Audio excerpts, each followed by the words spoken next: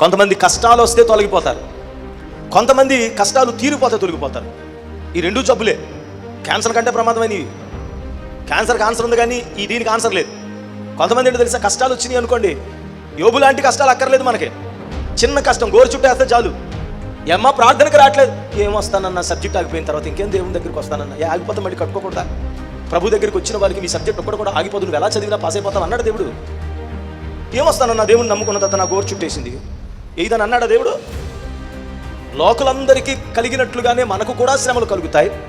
అయితే ప్రియులరా, ఆ శ్రమలలో లోకస్తులకి మనకి ఉన్న తేడా ఏంటని అడిగితే, లోకస్తులకు కాపాడే దేవుడు లేడు, మనకు కాపాడే దేవుడు ఉన్నాడు.